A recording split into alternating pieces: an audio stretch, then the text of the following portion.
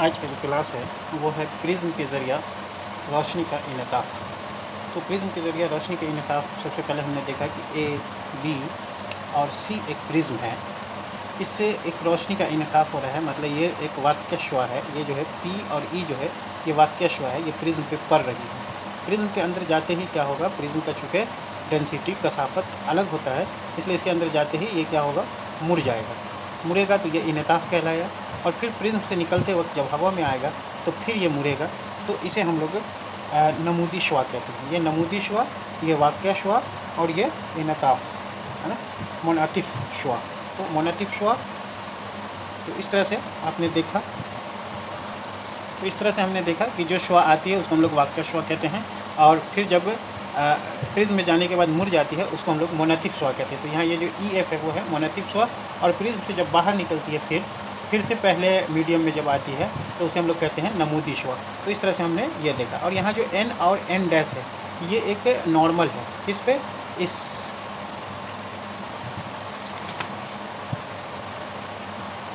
ये एक अर्जी रुख है, ये दूसरा अर्जी रुख है। तो इस रुख पे क्या है, en em en en dash, ये जो वाली लाइन है एन एन डैश एक नॉर्मल है, और एसी रुख पे एम एम डैश एक नॉर्मल है। तो यहाँ पे हम लोग देखेंगे कि ये वाला नॉर्मल और वाक्यश्वा के बीच एक एंगल बन रहा है।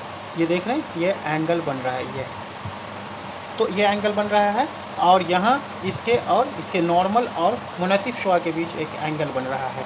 तो इस एंगल को आर से रिप्रेजेंट करते हैं, इस एंगल को आई से रिप्रेजेंट करते हैं।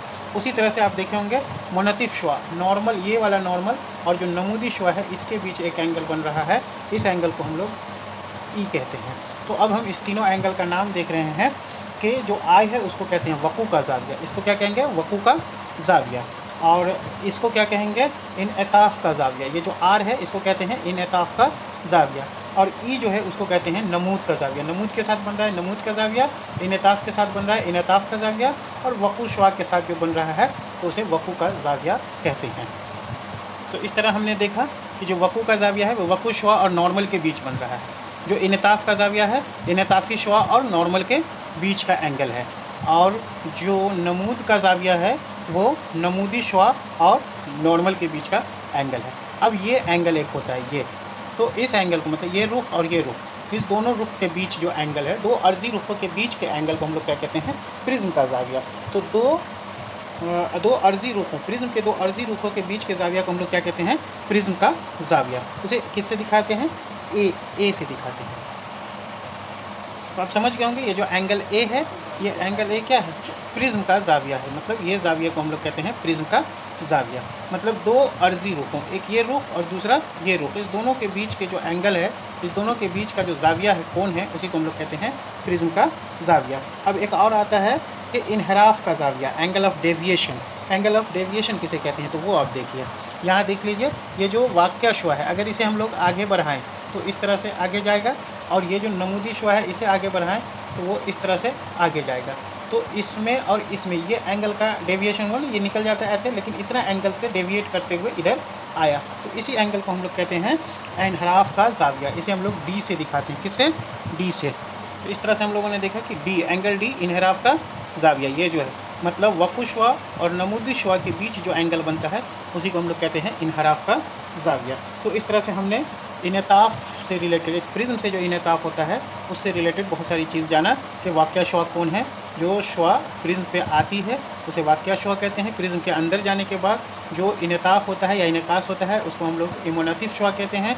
और फिर प्रिज्म से बाहर निकलते वक्त पहले मीडियम में जो श्वा बनती है उसे हम लोग कहते हैं नमूदी श्वा कहते हैं। नमूदी श्वा और वाक्यश्वा के बीच जो एंगल बनता है उसे एंगल ऑफ डेविएशन, इनहराफ का ज़ाविया कहते हैं।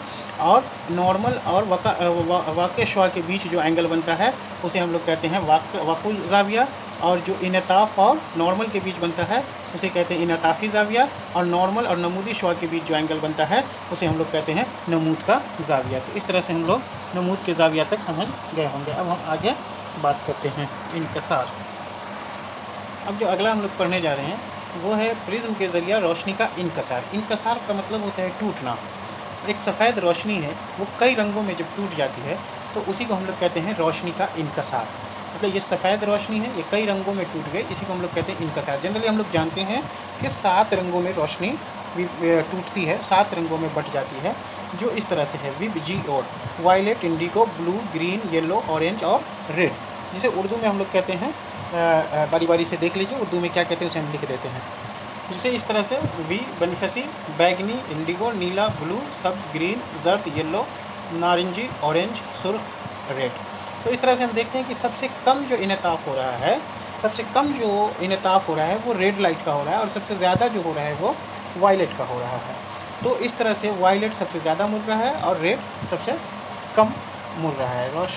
इसी को हम लोग कहते हैं रोशनी के अज्जा। ये 7 अज्जा हैं, जिसमें रेड का सबसे कम इनताफ़ और वायलेट का सबसे ज़्यादा इनताफ़ होता है, जिसकी वजह से रेड सबसे ऊपर और वायलेट सबसे नीचे होता है। तो सफ़ेद रोशनी का 7 रंगों में टूटना ही जो है वो इनकिसार कहलाता है। और इनकिसार से, जैसे प्रिज्म से जब इनकिसार होता है तो हमें 7 रंगों की एक पट्टी मिलती है, 7 रंगों का एक बेल्ट मिलता है। इसी बेल्ट को हम लोग क्या कहते हैं, स्पेक्ट्रम कहते हैं। मतलब प्रिज्म से गुजरने के बाद, इनताफ़ के बाद जो 7 रंगों का पट्टी मिलता है, या रोशनी के इनकिसार के बाद जो 7 रंगों की पट्टी मिलती है, उसी पट्टी को हम लोग क्या कहते हैं, स्पेक्ट्रम कहते हैं। तो इस तरह से स्पेक्ट्रम के बारे में पता चला, रोशनी के इनकिसार के बारे में पता चला कि इनकिसार के बाद रोशनी 7 रंगों में टूट जाती है, और स्पेक्ट्रम उस 7 रंगों की पट्टी को कहते हैं। इनकिसार को ही इंग्लिश में डिस्पर्सन ऑफ लाइट कहते हैं, डिस्पर्सन ऑफ लाइट कहते हैं। सबसे पहले आइजैक न्यूटन ने, सबसे पहले किसने, आइजैक न्यूटन ने कांच के प्रिज्म का इस्तेमाल करके सूरज की रोशनी का स्पेक्ट्रम हासिल किया, सूरज की रोशनी का स्पेक्ट्रम हासिल किया। उन्होंने ये भी बताया कि जब ये इनकसार हुआ, इसके बाद फिर अगर कोई दूसरा प्रिज्म रख दिया जाए, जैसे इस तरह से आप देख लीजिए, यहाँ पे फिर कोई दूसरा प्रिज्म, जैसे ये इनकसार हुआ, इनताफ़ हुआ, फिर ये इनकिसार हुआ, तो यहाँ पे फिर अगर कोई दूसरा प्रिज्म ऐसे उल्टा रख दिया जाए, तो जब रोशनी इसमें आएगी तो फिर क्या होगा कि इससे फिर ये इनताफ़ होगा इस तरह से, और जो निकलेगा वो सिंगल रेज निकलेगा। वो क्या निकलेगा, सिंगल रेज निकलेगा, मतलब फिर सफ़ेद रोशनी हो जाए। तो इनकिसार के बाद अगर फिर उसको प्रिज्म से गुजारा जाए तो वो सफ़ेद रोशनी में बदल जाता है। इसने सबसे पहले आइजैक न्यूटन ने किया था। तो आइए आगे अब देखते हैं। कौसो कज़ा, जिसे हम लोग रेनबो भी कहते हैं, ये एक कुदरती स्पेक्ट्रम है। कौसो कज़ा जो है, जो रेनबो है, उसे ये एक कुदरती स्पेक्ट्रम है। इसकी वजह क्या होती है, इस स्पेक्ट्रम की वजह होती है कि जब हल्के पानी की फुहार पड़ती है, तो जब वो बूंदें हवा में डस्ट पे लटक जाती है, तो उससे जब सूरज की रोशनी का इनकिसार होता है, सूरज की रोशनी का इनकिसार होता है, तो उसी छोटी छोटी बूंदों के ज़रिया वो सूरज की रोशनी 7 रंगों में बट जाती है, और कौसो कज़ा हमें नज़र आता है, रेनबो नज़र आता है। रेनबो हमेशा हमें अपोजिट डायरेक्शन में नज़र आता है। अगर हमारे पीछे सूरज है तो रेनबो हमारे सामने नज़र आएगा। और ये क्यों नज़र आता है कि ये पानी की बूंदों पे अंदरूनी इनकिसार और इनेकास की वजह से नज़र आता है। रोशनी के इनकिसार और अंदरूनी इनेकास की वजह से नज़र आता है। तो कौसो कज़ा का मेन कारण क्या है, मेन वजह क्या है, इनकिसार है, रोशनी का इनकिसार है। और ये पानी की बूंदों पे जो हल्की बारिश होती है, तो पानी की बूंदें जब हवा में लटक जाती है, तो उस पर अंदरूनी इनेकाश भी होता है और रोशनी का इनकिसार भी होता है। मतलब वहाँ पे पानी की बूंद जो है वो एज ए प्रिज्म का काम करने लगती है। इस तरह से देखिए क्या होता है कि मान लो कि ये पानी की बूंद है, ये सूरज की रोशनी आ रही है, तो अंदर जाते ही इसमें इनताफ़ हुआ। इनताफ़ होने के बाद क्या हुआ, ये लास्ट सरफेस से नहीं निकल के यहाँ पे इसका रिफ्लेक्शन हो गया, मतलब इनेकास हो गया। इनेकास होने के बाद फिर ये जब बाहर निकलता है तो इसका इस तरह से क्या हो जाता है, इनताफ़ हो जाता है, और यहीं पे हमें ये 7 रंग का बेल्ट नज़र आता है। ये 7 रंगों में बटता है। तो ये इनकास और इनताफ़ और इनकास दोनों, मतलब इसमें इनकिसार जो होता है उसका इनकास भी होता है। जो इनकिसार हुआ, जैसे यहाँ पे क्या ना, ये 7 रंगों में बटेगा, और फिर इस पूरे का क्या होगा, रिफ्लेक्शन होगा, रिफ्लेक्शन के बाद फिर ये बाहर निकलता है। तो इस तरह से हमें इनकिसार की वजह से रेनबो दिखाई देता है, मतलब कौसो कज़ा। तो कौसो कज़ा क्यों नज़र आते हैं, इनकिसार की वजह से आता है। कौन से इनकिसार की वजह से, तो हल्की बारिश की बूंद जब हवा में लटक जाती है, तो बूंदों के ज़रिए बूंद प्रिज्म का काम करता है और उससे इनकिसार होता है। तो ये कौसो कज़ा का वजह आप समझ गए होंगे। अब अगला क्वेश्चन हम लोग फ़िज़ाई इनताफ़ के बारे में देखते हैं। फ़िज़ाई इनताफ़, अगला टॉपिक जो है वो है फ़ज़ाई इनताफ़, एटमॉस्फेरिक रिफ्रैक्शन। तो एटमॉस्फेरिक रिफ्रैक्शन हम लोग जानते हैं कि जब सूरज की रोशनी खला से होते हुए जब हमारे फ़ज़ा में पहुंचती है, तो फ़ज़ा में क्या होता है, फ़ज़ा में बहुत सारे कण मौजूद होते हैं, बहुत सारे धूल कण हैं और बहुत सारी गैसें मौजूद हैं। तो जिसकी वजह से इसका क्या होता है, इनताफ़ होता है, मतलब एक मीडियम से दूसरे मीडियम में जाता है, एक वसीला से दूसरे वसीला में जाता है, तो ये अपना रास्ता मोड़ लेता है। तो इस तरह से ये मुड़ जाता है।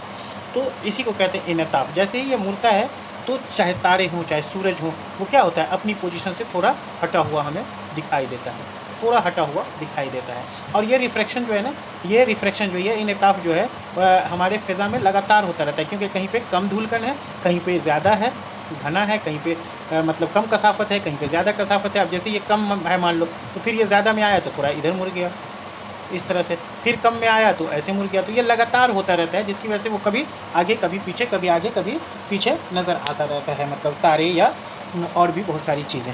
तो तारों का टिमटिमाना इसी फ़िज़ाई इनताफ़ के वजह से होता है। क्यों? फ़िज़ाई इनताफ़ की वजह से तारों का टिमटिमाना। तो इस तरह से हम उस पर कुछ क्वेश्चन देख लेते हैं। अब फ़ज़ाई इनताफ़ की वजह से तारों का टिमटिमाना, और अगर ऐसा क्वेश्चन पूछता है कि सैयारे फिर क्यों नहीं टिमटिमाते हैं, सैयारों से भी तो रोशनी आती है। तो सैयारे तारों के बनिस्बत सैयारे जो है ना ज़मीन से थोड़ा करीब हैं, जिसकी वजह से उसका उतना इनताफ़ नहीं हो पाता है जितना कि तारों की रोशनी का होता है। यही वजह है कि तारे टिमटिमाते हैं दूर होने की वजह से, और सैयारे क्योंकि ज़मीन से नज़दीक हैं जिसकी वजह से वो टिमटिमाते हुए हमें नहीं दिखाई देते हैं। अब आता है कि सूरज का हकीकी तुलू से 2 मिनट पहले दिखाई देना, ये भी फ़ज़ाई इनताफ़ की वजह से होता है। क्यों होता है? क्योंकि सूरज, मान लिया कि यहाँ पे आप हैं और ये अभी सूरज छिपा हुआ है, तो छिपा हुआ है, इसकी रोशनी फ़िज़ा में गई, फ़िज़ा में जाते ही क्या होगा, इसमें रिफ्रैक्शन होगा। तो रिफ्रैक्शन हुआ तो सूरज ऑटोमेटिकली यहाँ नहीं अब यहाँ दिखाई देगा, अपनी पोजीशन से थोड़ा उठा हुआ हमें दिखाई देगा, जिसकी वजह से सूरज हमें 2 मिनट तुलू होने से 2 मिनट पहले ही दिखाई देता है। और सेम चीज़ गुरूब होने में भी होता है कि सूरज, अब मान लिया गुरूब हो रहा है, यहाँ गुरूब हो रहा है, आप यहाँ हैं तो सूरज यहाँ चला गया, मतलब हकीकत में आपसे वो गुरूब हो गया, देखिए गुरूब हो गया। लेकिन क्या होता है कि ये जो फ़िज़ा में रोशनी जा रही है ना, तो इसका इनताफ़ हुआ, इनताफ़ हुआ तो ये अपनी पोजीशन से थोड़ा ऊपर नज़र आया, तो आपको दिखाई दे रहा है। तो ये 2 मिनट बाद तक दिखाई दे रहा है, गुरूब होने के, हकीकी गुरूब होने के 2 मिनट बाद तक दिखाई देता है, और हकीकी तुलू होने से 2 मिनट पहले ही दिखाई देता है।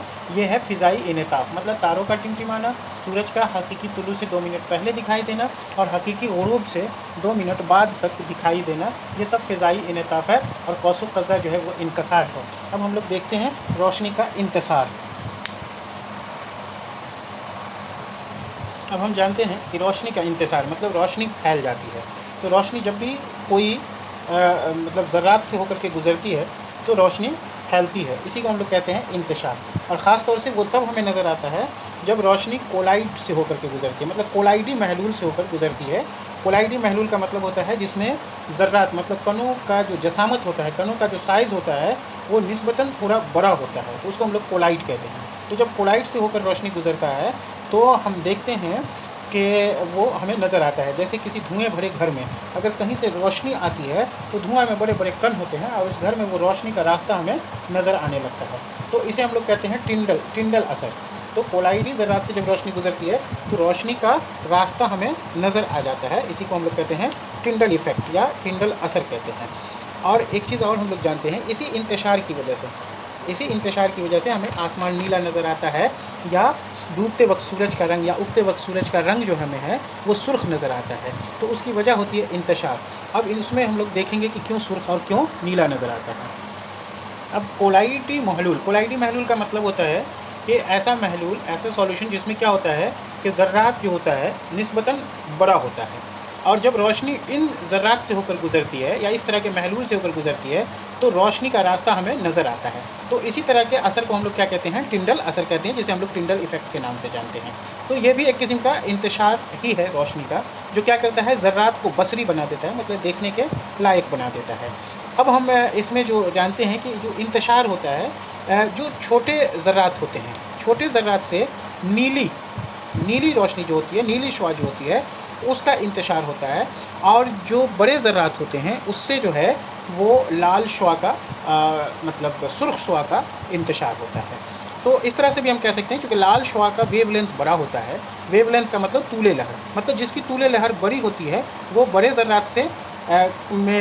ज़र्रात में क्या होता है उसका इंतशार होता है, और जिसकी तूले लहर कम होती है छोटे ज़र्रात में उसका इंतशार होता है। तो चूँकि वायुमंडल में मतलब हमारे जब कह सकते हैं कि फ़िज़ा में या हमारी फ़िज़ा में जब सूरज की रोशनी आती है तो क्या होता है कि उसे बहुत छोटे छोटे कणों से गुजरना पड़ता है, तो जिसकी वजह से जो इंतशार होता है नीली रोशनी का इंतशार होता है, और यही वजह है कि आसमान उस वक्त हमें क्या नज़र आता है, नीला नज़र आता है। तो नीली रोशनी के इंतशार की वजह से ही क्या होता है, आसमान नीला नज़र आता है। और जब ऐसा माना जाता है कि नीले रंग का जो तूले लहर है वो, या लाल रंग का, सुर्ख रंग का जो तूले लहर है वो नीले रंग से 1.8 गुना ज़्यादा होता है। तो आइए इसे भी हम लोग एक बार थोड़ा लिख करके देख लेते हैं। तो इस तरह से हम पाते हैं कि महीन ज़र्रात जो होते हैं वो नीली रोशनी का इंतज़ार करता है, और बड़े ज़र्रात जो होते हैं वो सुर्ख रोशनी का इंतज़ार करता है। या ऐसा भी हम कह सकते हैं कि महीन ज़र्रात जो होता है वो कम तूले लहर मतलब वेवलेंथ, कम वेवलेंथ का इंतज़ार करता है, कम वेवलेंथ वाली रोशनी का इंतज़ार करता है। और बड़े ज़र्रात जो है बड़े वेवलेंथ वाली रोशनी का, तूले लहर कहते हैं वेवलेंथ को, बड़े तूले लहर के ज़र्रात का इंतज़ार करता है। तो सुर्ख का तो जो वेवलेंथ होता है, तूले लहर होता है, वो सबसे ज़्यादा होता है। और जो दिखने वाला रंग है उसमें नीला रंग जो है उसका तूले लहर सबसे कम होता है, इसलिए यह महीन ज़र्रात का क्या करता है, इंतशार करता है। तो इस तरह से आसमान हमें जो नीला दिखाई देता है उसकी वजह यही है कि हमारे जो आबो हवा है या हमारी जो फ़िज़ा है उसमें क्या होता है कि तूले लहर बहुत छोटे छोटे ज़र्रात हैं, जिसकी वजह से नीले रंग का तूले लहर कम होने की वजह से उसका इंतशार होता है। और सूरज के डूबते वक्त या उगते वक्त लाल रंग का इंतशार होता है। अब इससे एक और क्वेश्चन बनता है कि जब कोई आदमी ऊंचाई पे होता है या हवाई जहाज़ काफ़ी ऊंचाई पे जब रहता है तो आसमान काला दिखाई देता है, स्याह दिखाई देता है। तो उसकी भी यही वजह होती है कि जब काफ़ी ऊपर होता है तो कुर्राए बाद में नहीं, कुर्राए बाद बहुत कम कुर्राए बाद उसको नज़र आता है, जिसकी वजह से क्या होता है कि इंतशार कम हो पाता है रोशनी का। तो इंतशार कम होने की वजह से क्या होता है कि आसमान स्याह नज़र आता है। कुर्राए बाद में ज़्यादा ज़र्रात होने की वजह से इंतशार ज़्यादा होता है, और जब वो काफ़ी ऊपर कोई जहाज़ हो या कुछ भी हो तो उसके कुर्राए बाद को बहुत कम देखने को मिलता है, या कुर्राए बाद में बहुत कम हिस्सा होता है, जिसकी वजह से वहाँ पे क्या होता है, मुंतशिर कम हो पाती है। नीला रंग या कोई भी रंग का मुंतशिर कह सकते हो कि इंतशार बहुत कम हो पाता है, जिसकी वजह से क्या होता है कि उसे आसमान काला नज़र आता है या स्याह नज़र आता है। और हम लोग एक चीज़ और देखते हैं कि जो रेलवे ट्रैक होता है या फिर सिग्नल्स होते हैं, कोई भी सिग्नल्स होते हैं, वहाँ पे हम लोग लाल रंग का ट्रैफिक लगाते हैं, लाल रंग का इस्तेमाल करते हैं। या सिग्नल्स में लाल रंग का इस्तेमाल क्यों करते हैं? क्योंकि जब फॉग का दिन होता है या और भी कई कंडीशन होते हैं, ज़मीन के निचले हिस्से पे बड़े बड़े ज़र्रात हवा में घूम रहे होते हैं। तो चूँकि लाल का जो वेवलेंथ होता है वो सबसे ज़्यादा होता है, कि लाल रंग जो होता है वो सबसे कम मुंतशिर हो पाता है, वेवलेंथ उसका ज़्यादा होता है, जिसकी वजह से वो क्या होता है कि हम लोग लाल रंग का इस्तेमाल करते हैं कहाँ, सिग्नल्स पे। तो ये हो गया, इससे नीला रंग दिखाई देता है इंतशार की वजह से। तो इस चीज़ को हम लोग एक बार तो इस तरह से हम देखते हैं कि आसमान का रंग नीला दिखाई देता है किसकी वजह से, इंतशार की वजह से। और ख़तरे के निशान की रोशनी लाल रंग की होती है क्योंकि इसका ये जो है ना सबसे कम मुंतशिर होता है, इसका तूले लहर सबसे ज़्यादा होता है। और आसमान का रंग नीला दिखाई देता है क्योंकि नीले रंग का इंतशार सबसे कम होता है, इसीलिए वो सबसे ज़्यादा फैल जाता है आसमान में। और एक और क्वेश्चन है कि अगर ज़मीन पे कुर्राए बाद नहीं होता, मतलब कोई फ़िज़ा नहीं होती, तो आसमान का रंग कैसा दिखाई देता? तो यकीनन है कि जब कोई कुर्राए बाद नहीं होता, कोई फ़िज़ा नहीं होती, तो रंगों का इंतशार नहीं होता, मतलब रोशनी के रंगों का इंतशार नहीं होता और आसमान हमें स्याह दिखाई देता, काला दिखाई देता। और यही वजह है कि जब हम ऊंचाई पे होते हैं तो इंतशार कम होने की वजह से हमें आसमान कैसा दिखाई देता है, काला दिखाई देता है, स्याह दिखाई देता है। तो इस तरह से इंतशार से पूछे जाने वाले भी क्वेश्चन पूरे हुए।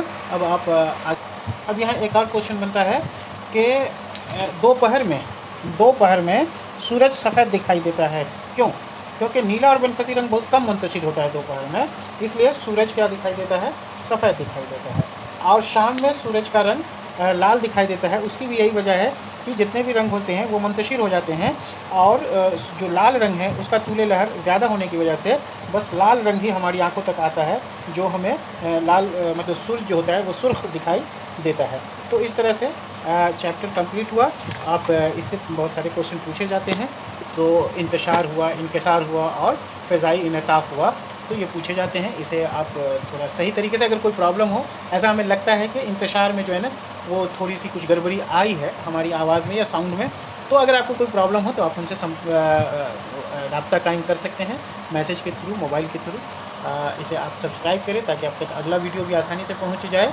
तो इस तरह से आपकी तैयारी थोड़ी आसान हो जाए। इंशाल्लाह मैं कोशिश करूंगा कि लास्ट होते होते कम से कम 1 या 2 तारीख को जितने भी टर्मिनोलॉजी हैं इंग्लिश के, उसे हम उर्दू इस्तिलाह में ज़रूर आपके सामने रख देंगे, और आपका रिज़ल्ट बढ़िया हो, यह अल्लाह से उम्मीद करता हूँ।